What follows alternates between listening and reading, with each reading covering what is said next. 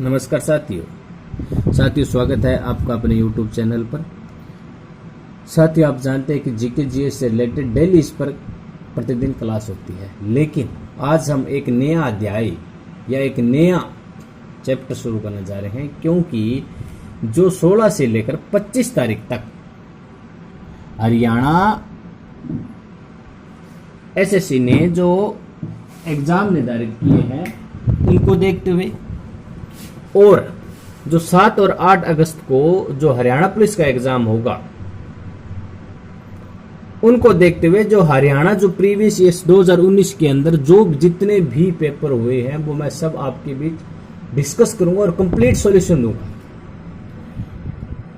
ये एग्जाम के अंदर क्वेश्चन आए, देख लीजिए कब आया पेपर। ये एडवर्टाइज नंबर था 11/2019, कैटेगरी नंबर 14 था, कैटेगरी नंबर 14 था, जो इवनिंग सेशन के अंदर हुआ था एग्जाम।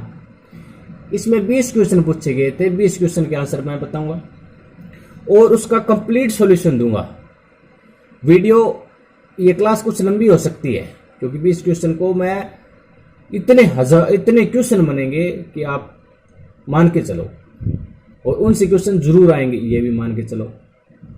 लंबी हो सकती है और नए क्लास को स्किप करना, क्योंकि मैं प्रत्येक चीज के बारे में जितने भी क्वेश्चन बनते हैं, जितने प्रकार के, वो मैं सभी बताऊंगा। और आप स्किप यदि क्लास को कर देते हो तो हो सकता है वो क्वेश्चन एग्जाम में पूछ ले और आप मुझे फिर ये कहोगे कि आपने ये क्वेश्चन करवाया नहीं। आप देख लीजिएगा पहले, और ये सभी क्वेश्चन है जो एग्जाम में आए हुए हैं वही है, और वही उनके आंसर है जो हरियाणा एसएससी ने माने हैं। देख लीजिएगा कब आया था, इवनिंग सेशन में आया था। 11/2019 एडवर्टाइजमेंट नंबर था, कैटेगरी नंबर 14 था, 19-20 के प्रीवियस ईयर है। देख लिए किस प्रकार में क्वेश्चन आपको आज कराऊंगा। पहले देख लिए, पहला क्वेश्चन आया था, पानीपत का तीसरा युद्ध कब लड़ा गया था। इसका आंसर था 1761। ये तो आप जानते हैं। किस प्रकार क्वेश्चन बनते हैं। 1761 में युद्ध पानीपत का तीसरा युद्ध लड़ा गया था, किन के बीच था। अहमद अब्दाली वर्सेस मराठा के बीच था। इस युद्ध में इनका पतन हो गया था। मैं आपको बाद में डिस्कस करूंगा भी किस प्रकार क्वेश्चन बनेंगे। और मराठा की तरफ से नेतृत्व किसने किया था, सदाशिवराव ने। और इस युद्ध के बाद देवी तालाब शिव मंदिर का निर्माण करवाया गया था अहमद अब्दाली के द्वारा। और पानीपत में कालाम नामक स्थान पर इनका तीसरा युद्ध हुआ था। अब क्वेश्चन पूछ जाइए किस प्रकार बनेंगे। कालाम वर्तमान में कहां है, पानीपत में। एक क्वेश्चन ये बन गया। देवी तालाब शिव मंदिर कहां है, पानीपत में। देवी तालाब शिव मंदिर का निर्माण किसने करवाया, अहमद अब्दाली ने। अहमद अब्दाली और मराठा के बीच कौन सा युद्ध लड़ा गया था, पानीपत का तीसरा युद्ध। कब लड़ा गया था, 1761 में। पानीपत के तीसरे युद्ध के समय मराठाओं की तरफ से नेतृत्व किसने किया था, सदाशिवराव ने। मराठाओं का किस युद्ध में पतन हो गया था, पानीपत के तीसरे युद्ध में। कब हुआ था, 1761 में। इस तरह मैं आपको कंप्लीट सॉल्यूशन दूंगा। अब देख लिया अब कितने प्रकार के क्वेश्चन बन गए। मैं आगे नहीं बताऊंगा, मैं पहले बताना चाहता हूं। 1 क्वेश्चन, 2 क्वेश्चन, 3 क्वेश्चन, 4 क्वेश्चन, 5, 6, 7, 8, 9, मान के चलो आप 12 प्रकार से क्वेश्चन बनेंगे इतने से टॉपिक के अंदर। मतलब एग्जाम में तो ये प्रश्न पूछ लिया, पानीपत का तीसरा युद्ध कब लड़ा गया था, 1761 में, ये आंसर था। लेकिन इससे 15 प्रकार के क्वेश्चन बनेंगे जो मैं आपके बीच डिस्कस कर चुका हूं। इस प्रकार मैं जो ये पेपर हुआ था, इसी तरह मैं एग्जाम तक प्रत्येक पेपर करवाऊंगा, जितना मेरे से पेपर हो सके। जो प्रीवियस ईयर है 2019-20 में हुआ थे, वो गूगल पर सर्च मार कर देख सकते हो आप। ये एग्जाम में हुआ है, इसलिए कह रहा हूं कि क्लास को अंत तक जरूर देखें। और इस तरह के पेपर सॉल्यूशन के लिए आप मेरे चैनल को सब्सक्राइब भी कर सकते हैं। अब मैं ज्यादा समय नहीं लेता हुआ बात करता हूं आगे। ये हो गया टॉपिक, साथ साथ नोट करते जाइएगा। बहुत से प्रकार के क्वेश्चन बनेंगे और सभी हरियाणा जी के है वो आपकी लगभग कंप्लीट हो जाएगी। फिर प्रश्न पूछा था 7वीं सदी में कुरुक्षेत्र में राजा हर्षवर्धन ने अपनी राजधानी कहां स्थानांतरित की थी? तो इसका आंसर हुआ था थनेसर। अब बात आती है राजा हर्षवर्धन से कौन कौन से प्रकार से क्वेश्चन बन सकते हैं, ये देख लीजिए। पहला बनता है राजा हर्षवर्धन का जन्म 590 ईस्वी में हुआ था। कौन से वंश से संबंधित थे? पुष्यभूति वंश से संबंधित थे। राजा हर्षवर्धन के पिताजी का क्या नाम था? प्रभाकर वर्धन था। राजा हर्षवर्धन जी की माता का नाम यशोमती था। राजा हर्षवर्धन के पिताजी बड़े भाई का क्या नाम था? राज्यवर्धन था। और राजा हर्षवर्धन की राजधानी कौन कौन सी थी? एक थानेसर हरियाणा में थी, एक कनौज जो यूपी में थी। 2 राजधानी थी। राजा हर्षवर्धन 16 वर्ष की आयु उम्र में गद्दी पर बैठा था, मतलब राजा बना था। ये प्रश्न सीधा पूछ लिए जाते हैं, आप प्रश्न बना लीजिएगा अपने आप। और 606 ईस्वी में हर्ष संवत राजा हर्षवर्धन ने चलाया था। मैं पहले बता चुका हूं किस प्रकार क्वेश्चन बनते हैं, किस प्रकार पूछे जाते हैं। मैं आपको नोट कर लीजिएगा, आप अपने आप एग्जाम में क्वेश्चन अपने आप सही हो जाएंगे, या 2 बार इस क्लास को देख लीजिएगा। और इनसे किस प्रकार क्वेश्चन बनते हैं? राजा हर्षवर्धन से 629 ईस्वी में चीनी यात्री ह्वेनसांग इसके दरबार में आया था। और ह्वेनसांग की एक पुस्तक थी जिसका नाम था सी यू की, जिसमें राजा हर्षवर्धन को साहित्यकार शासक कहा था ह्वेनसांग ने। इस प्रकार क्वेश्चन मैं कंप्लीट कराऊंगा आपको, आप देखते जाइए। फिर बात आती है राजा हर्षवर्धन के दरबारी कवि कौन थे? बाणभट्ट। और राजा हर्षवर्धन की जो बुक थी वो कौन कौन सी थी? एक तो नागानंद थी, एक रत्नावली थी, एक प्रियदर्शिका थी। 3 पुस्तकें थी। हर्षवर्धन को पुलकेशिन द्वितीय ने पराजित किया था। ठीक सर, आप ये देख लो कितने प्रकार के क्वेश्चन बन चुके हैं, देख लीजिए आप। इस प्रकार मैं कंप्लीट सोल्यूशन कराऊंगा जितने भी पेपर हो चुके हैं हरियाणा एसएससी के वो। फिर तीसरा क्वेश्चन पूछा था 1 दिसंबर 2019 में हरियाणा में वर्तमान मंत्रिमंडल में वित्त मंत्रालय का प्रभार किसके पास था? श्री मनोहर लाल खट्टर के पास। ये जो हमारे वर्तमान मुख्यमंत्री है, जो 2 बार मुख्यमंत्री, पहली बार होता है, ये दूसरा सीजन चल रहा है इनका। मनोहर लाल खट्टर का जन्म कब हुआ? 5 मई 1954 को। कहाँ से वो मतलब निर्वाचित हैं? करनाल से। उनके पिताजी का क्या नाम है? हरवंश लाल खट्टर। इतने इस प्रकार क्वेश्चन बनते हैं। जो इंपॉर्टेंट है वो बात करूंगा, मैं ज़्यादा बात नहीं करूंगा आपसे। फिर बात आती है क्वेश्चन नंबर 4। हरियाणा विधानसभा चुनाव 2019 पर आयोजित किए गए थे, मतलब 2019 का जो चुनाव था कब आयोजित किए गए थे? तो इसका आंसर होगा 21 अक्टूबर 2019 को। समझ में आ गई? मतलब 14वीं विधानसभा स्टार्ट हो गई। और वो जो विधानसभा थी वो कौन सी थी? 14वीं विधानसभा थी। ठीक सर। भारत की पहली इको फ्रेंडली रैली हरियाणा के किस जिले में आयोजित की गई थी? तो इसका आंसर था रोहतक। ये जो भी, ठीक सर, रोहतक। इसकी स्थापना कब हुई थी रोहतक की? 1 नवंबर 1966 को, जब ये अलग हुआ था। ठीक सर।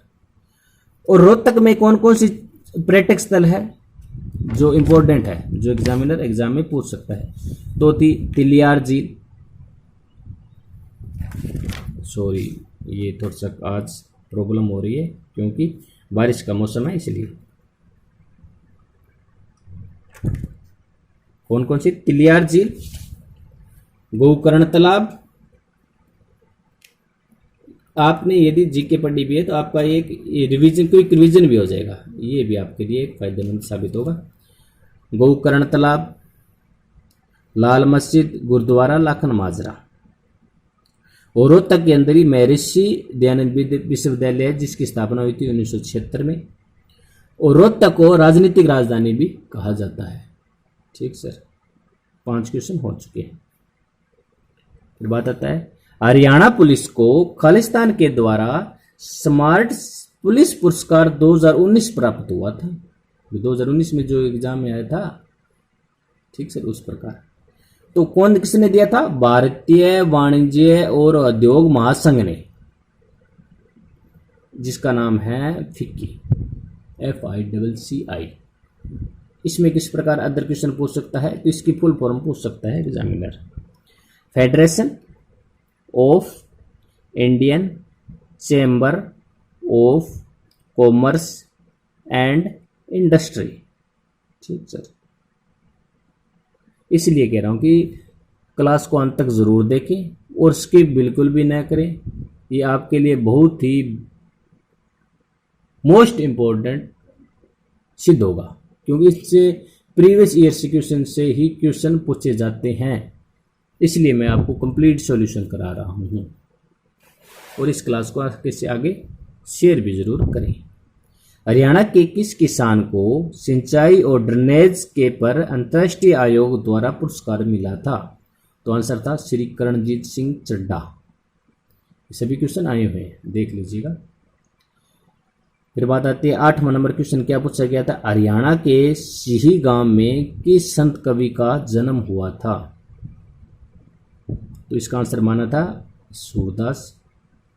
सिही गांव कहाँ है, फरीदाबाद के अंदर। ठीक सर, जितने भी कुछ प्रकार के क्वेश्चन बनेंगे मैं सभी बताऊंगा। सूरदास के गुरुजी के क्या नाम था, संत हरिदास। सूरदास किसके समकालीन थे, अकबर के। सूरदास जी की रचनाएं कौन कौन सी थी, सूर सारावली, सूर सागर, साहित्य लेरी।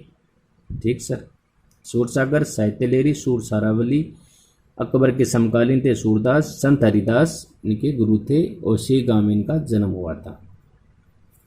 फिर बात आता है हरियाणवी भाषा में, 9 नंबर क्वेश्चन पूछा था, हरियाणवी भाषा में लिखा गया पहला उपन्यास कौन सा है, तो आंसर माना था जाड़ू फिरी। किसके द्वारा लिखित है, राजा राम शास्त्री जी के द्वारा। राजा राम शास्त्री जी द्वारा एक उपन्यास और है जिसका नाम है फुफा कुटनी। क्या नाम है, फफा कुटनी। ये जो भी आंसर है वो मेरी तरफ से नहीं है, हरियाणा एसएससी ने माना है वही आंसर है।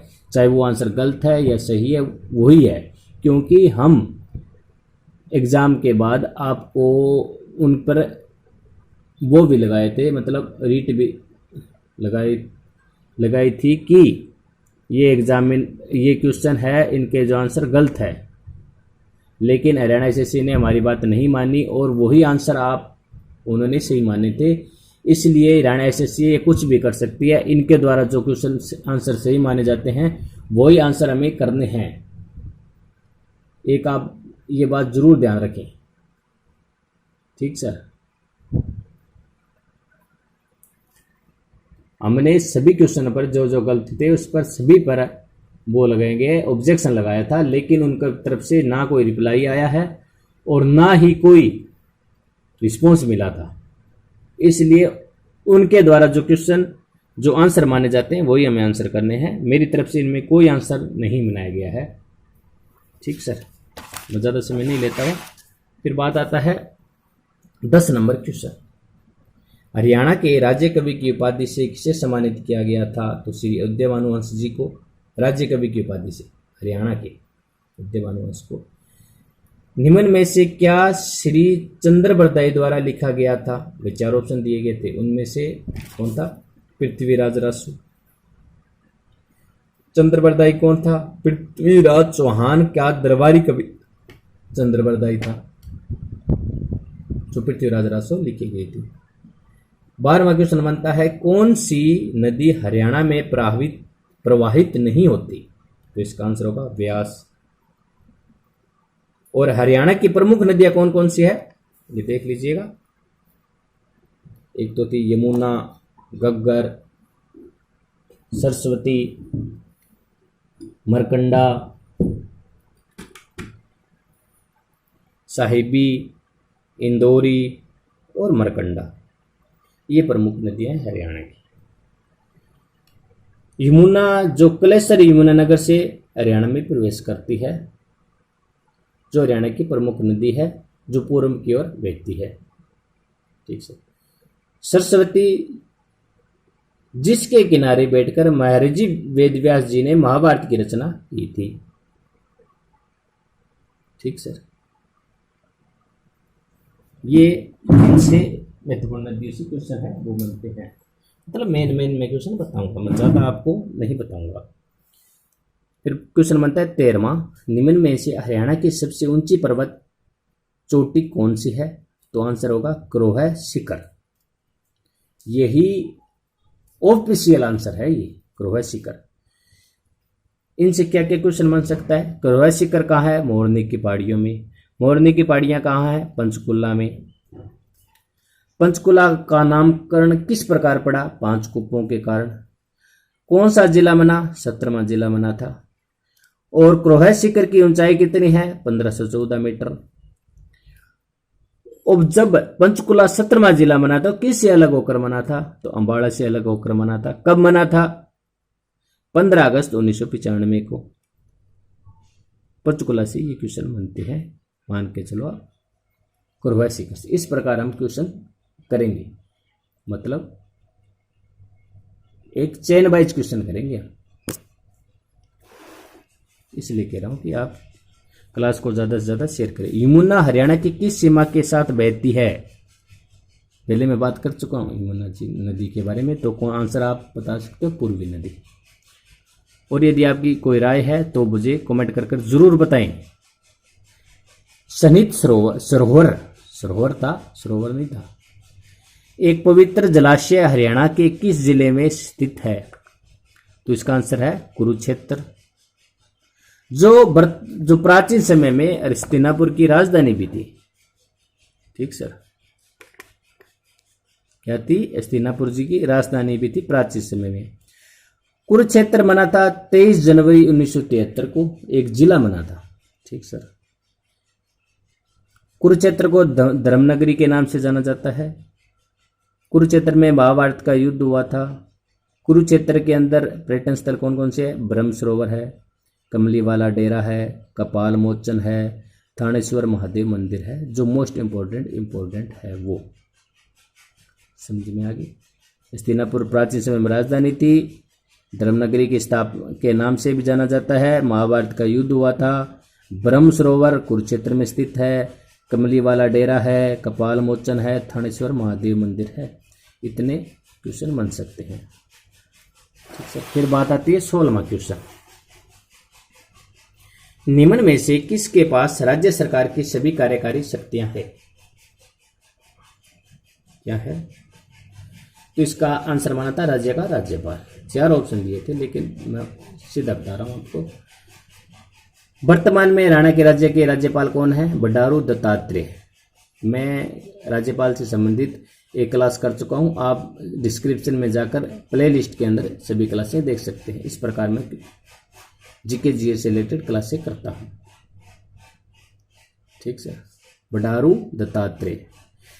राज्यपाल से जो क्वेश्चन बनते हैं इंपॉर्टेंट जो अनुच्छेद है, जो क्वेश्चन बनते हैं वो आप देख लीजिए। कम से कम कितनी उम्र होनी चाहिए राज्यपाल जी की? 35 वर्ष। एक तो ये क्वेश्चन बनता है। फिर बात है आर्टिकल 164 आई के तहत मुख्यमंत्री की नियुक्ति कौन करता है? राज्यपाल। ठीक सर। और आर्टिकल 161 के तहत क्षमादान करने की शक्ति होती है राज्यपाल के पास। और आर्टिकल 213 के तहत अध्यादेश जारी करने की शक्ति होती है राज्यपाल के पास। 213 के अनुच्छेद के तहत समाधान की शक्ति होती है 161 के तहत। मुख्यमंत्री की नियुक्ति करता है 164 आई के तहत। अध्यादेश जारी कर सकता है 213 अनुच्छेद के तहत। और आर्टिकल 159 के तहत राज्यपाल को शपथ दिलाता है उच्च न्यायालय का न्यायाधीश। ठीक सर। और आर्टिकल 155 के तहत राज्यपाल की नियुक्ति राष्ट्रपति द्वारा की जाती है। इसमें मैं एक बार और बता देता हूं कितने प्रकार क्वेश्चन बनेंगे। राज्यपाल बनने के लिए कम से कम उम्र 35 वर्ष, 1 नंबर। हरियाणा का राज्यपाल वर्तमान बंडारू दत्तात्रेय, 2 क्वेश्चन। 3 नंबर ये आएगी राज्य सरकार की सभी कार्य कर सकते होते हैं राज्यपाल के पास, 3 क्वेश्चन। 164 आई के तहत मुख्यमंत्री की नियुक्ति कौन करता है? राज्यपाल, 4 क्वेश्चन। मुख्यमंत्री की नियुक्ति कौन करता है? राज्यपाल, 5 क्वेश्चन। किस अनुच्छेद के तहत करता है? 164 आई के तहत, 6 क्वेश्चन। मतलब मेरे साथ साथ यदि 2 या 3 बार क्लास देखोगे या नोट करोगे तो आप मान के चलो कि आपके एग्जाम में कोई भी क्वेश्चन गलत नहीं होगा। ये मेरे से लिखवा लो आप। सिर्फ आपको ध्यान से पढ़ना है और ध्यान से भी क्लास को देखनी है। मैं बार बार रिपीट नहीं करता, अभी कॉपी पेन साथ में लेकर बैठो। मैं ज्यादा बात नहीं करता, ज्यादा से ज्यादा ये 25 मिनट की क्लास होगी, जिसके अंदर मैं एक जो 2019-20 के जो क्वेश्चन थे, एक टेस्ट पेपर करा रहा हूं, सिर्फ 20 क्वेश्चन करवा रहा हूं मैं। इस तरह से जब तक आपके एग्जाम नहीं होगा, जब तक मैं आपको इस प्रकार क्वेश्चन करवाता रहूंगा। टेस्ट जो प्रीवियस ईयर है, मैंने आपको पहले भी बता दिया था, ये कौन सा है 11/ जो 2019 था, एडवर्टाइजमेंट नंबर कैटेगरी नंबर 14 था। इवनिंग सेशन में जो पेपर हुआ था वो ही एक पेपर है, सिर्फ एक पेपर, जिसमें उन्होंने 20 प्रकार के क्वेश्चन पूछे थे। 20 प्रकार से मैंने बहुत से क्वेश्चन बना दिए। देखिए 17 क्वेश्चन कर चुके हैं, और 7 क्षमादान करने की शक्ति किसके पास होती है? राष्ट्रपति जी के पास, राज्यपाल के पास। किस अनुच्छेद के तहत? 161 के तहत। 9 क्वेश्चन। अध्यादेश जारी करने की शक्ति राज्यपाल के पास होती है, राष्ट्रपति के पास होती है, लेकिन अनुच्छेद अलग अलग होता है। राज्यपाल के पास 213 के तहत 10 क्वेश्चन। राज्यपाल को शपथ कौन दिलाता है? उच्च न्यायालय का न्यायाधीश। 15 प्रश्न। किस अनुच्छेद के तहत? 159 के तहत 16 क्वेश्चन। राज्यपाल की नियुक्ति किसके द्वारा की जाती है? राष्ट्रपति द्वारा 17 क्वेश्चन। किस अनुच्छेद के तहत? 155 के तहत। मान के चलो इस पर घुमा फिरा कर वह 20 तरह से क्वेश्चन पूछ सकता है। एक छोटे से क्वेश्चन से मैंने 20 क्वेश्चन बना दिए। इस प्रकार आप सभी नोट करके देख लीजिएगा कितने क्वेश्चन बन चुके हैं। इस प्रकार मैं आपको प्रीवियस ईयर पेपर सोल्व करूंगा, एक एक पेपर, और आपको मैं बताऊंगा मॉर्निंग सेशन में पेपर आया था या इवनिंग सेशन में पेपर आया था, ये और मैं जरूर बताऊंगा आपको जो इवनिंग सेशन था। फिर बात आता है क्वेश्चन नंबर 17। वर्तमान में हरियाणा में कौन सी विधानसभा चल रही है? ये आप देख लीजिए, मैंने पहले भी करवा दिया। 14वीं विधानसभा अभी भी रिपीट हो रहा है, देख लीजिए। तो आगे आने वाले एग्जाम में तो रिपीट होगा, ये तो आप जानते हैं। फिर बात आता है हरियाणा की किस शहर को बुनकरों का शहर कहा जाता है? पानीपत। यदि आपने जीके पढ़ी हुई तो आपका रिवाइज भी हो जाएगा। पानीपत के बारे में, फौजियों के लिए यहाँ कम्बल बनते हैं, बुनकरों का शहर कहा जाता है पानीपत को। और बानप्रस्थ के नाम से जाना जाता था महाभारत काल में पानीपत को। किस नाम से? बानप्रस्थ नाम से जाना जाता था। और पानीपत की बात आती है, 3 लड़ाई हुई थी। मैं तीसरी लड़ाई के बारे में बात कर चुका हूं। मैं 2 लड़ाई है उनके बारे में, एक प्रथम लड़ाई के बारे में मैं आपको डिस्कस कर देता हूं, क्योंकि ज्यादा लंबी क्लास हो जाएगी, इसलिए मैं सेकंड लड़ाई के बारे में आगे आने वाली वीडियो में बता दूंगा। तीसरी लड़ाई के बाद बात कर ली थी हमने। बात आती है प्रथम लड़ाई। प्रथम लड़ाई कब हुई थी? 21 अप्रैल 1526। प्रथम लड़ाई हुई थी बाबर इब्राहिम लोधी जी के बीच। इब्राहिम लोधी जो एकमात्र शासक था जो युद्ध स्थल में मारा जाने वाला था, राजा था। ठीक सर, एग्जाम में प्रश्न बनता है युद्ध स्थल में मारा जाने वाला एकमात्र राजा कौन सा था? तो इब्राहिम लोधी। फिर बात आती है बाबर के बारे में। बाबर के बारे में इससे क्या क्या क्वेश्चन बनते हैं कि तोपों का सर्वप्रथम प्रयोग कौन सी लड़ाई में किया था? तो पानीपत की प्रथम लड़ाई में। और जो तोपों का प्रयोग कर रहा था उसमें तोपची कौन कौन थे? तो इसका नाम पूछा जाता है। तो एक था अली और दूसरा था मुस्तफा, उनके तोपचियों का नाम था। जो तोपची थे उनको तोपों को सजाने की जो कला थी उनको क्या कहा जाता था? उस्मानी विधि कहा जाता था। ठीक सर। बाबर ने पानीपत की प्रथम लड़ाई में कौन सी नीति अपनाई थी? तो आंसर होगा तुलगामा नीति। इस प्रकार क्वेश्चन बन सकता है। और पानीपत में बाबर ने काबुली बाग, काबुली मस्जिद का निर्माण करवाया था। काबुली मस्जिद कहाँ है? पानीपत में। किसने निर्माण करवाया? पानीपत बाबर ने। इस प्रकार क्वेश्चन बनता है। तोपचियों के क्या क्या नाम थे? एक तो अली था, एक मुस्तफा था, और तोप सजाने की कला क्या कहा जाता है? उस्मानी विधि कहा जाता है। तीसरी लड़ाई की बात होगी, प्रथम लड़ाई की बात होगी, और सेकंड लड़ाई की बात मैं आगे आने वाली क्लास के अंदर जरूर करूंगा। फिर क्वेश्चन बनाता है 19 नंबर क्वेश्चन, जो इस प्रकार है। निम्न में से कौन सा पेड़ मुख्य रूप से क्लेशर वन में पाया जाता है? साल के। तो क्लेशर वन वर्तमान में कहाँ है? यमुनानगर में है। जो मगरमच्छ प्रजनन केंद्र है जो हरियाणा में कौन से जिले में स्थित है? तो इसका आंसर होगा कुरुक्षेत्र। कुरुक्षेत्र में एक छिलछिला नाम का वन्य जीवन अभयारण्य भी है। छिलछिला वन्य जीवन अभयारण्य हरियाणा राज्य का सबसे छोटा अभयारण्य है जो 29 हेक्टेयर के अंदर फैला हुआ है। और कुरुक्षेत्र के अंदर काला तितर यानी कि ब्लैक बग प्रजनन केंद्र भी स्थित है। छिलछिला वन्य जीवन अभयारण्य कहाँ है? कुरुक्षेत्र में।